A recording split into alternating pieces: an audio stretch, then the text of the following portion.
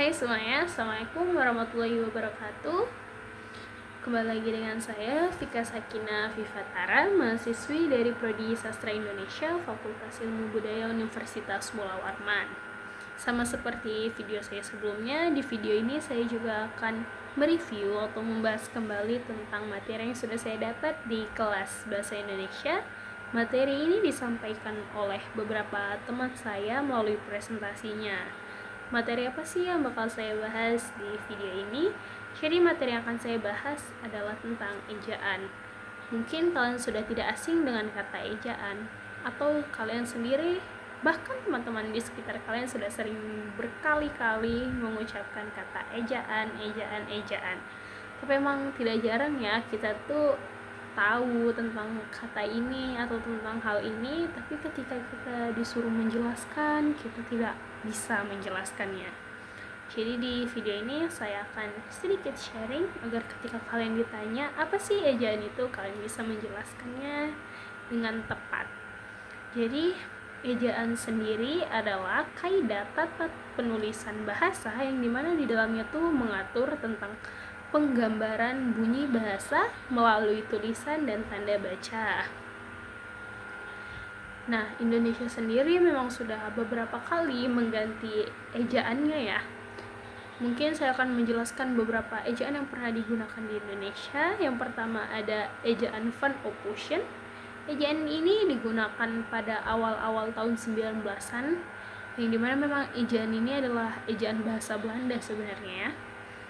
Karena memang pada saat itu kondisinya Indonesia sedang dijajah oleh bangsa Belanda, jadi kita menggunakan ejaan mereka sebagai ejaan yang kita gunakan.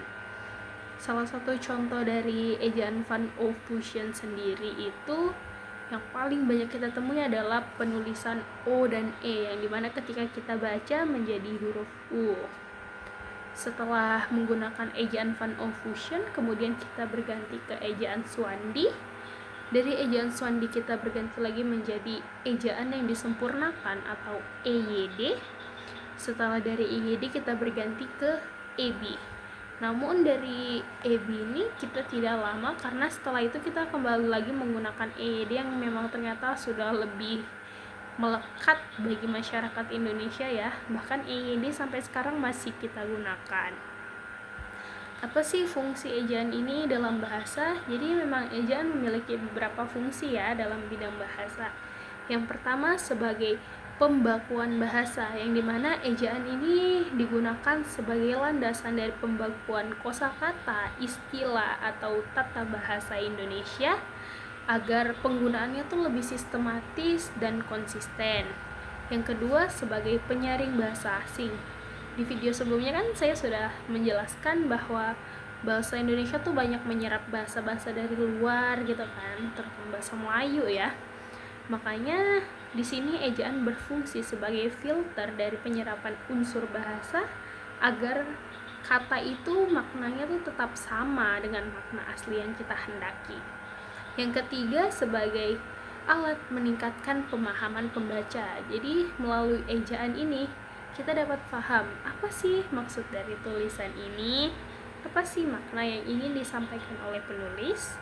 Yang keempat yaitu untuk menjaga identitas nasional.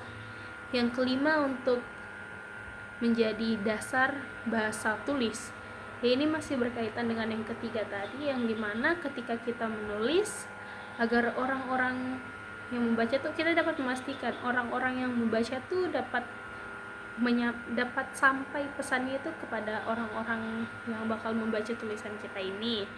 Yang keenam sebagai pedoman etika bahasa, yang dimana kita dapat memastikan bahwa informasi yang kita sampaikan ini terarah.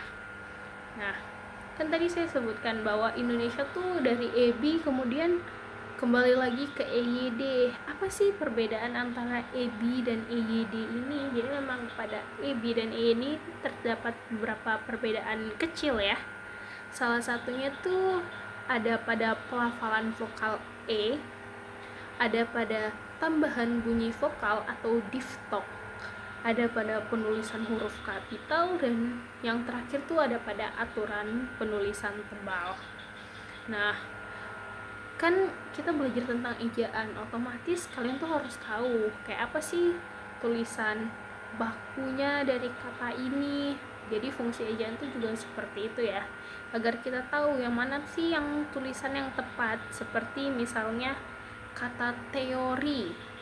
Teori itu penulisan yang tepat belakangnya menggunakan huruf I atau huruf E. Jadi teori itu penulisan yang tepat itu menggunakan huruf I ya belakangnya, yang teori bukan teore. Kenapa yang tepat adalah teori? Karena teori sendiri ini kan bukan serapan dari bahasa Inggris, yaitu teori, yang dimana pada huruf H-nya dihapus dan kemudian Y-nya diganti I. Kayak seperti penulisan nasihat, antara nasihat dan nasihat, yang mana sih yang benar penulisannya? Yang benar adalah nasihat. Mungkin cukup sekian ya video dari saya. Bye bye. Assalamualaikum warahmatullahi wabarakatuh.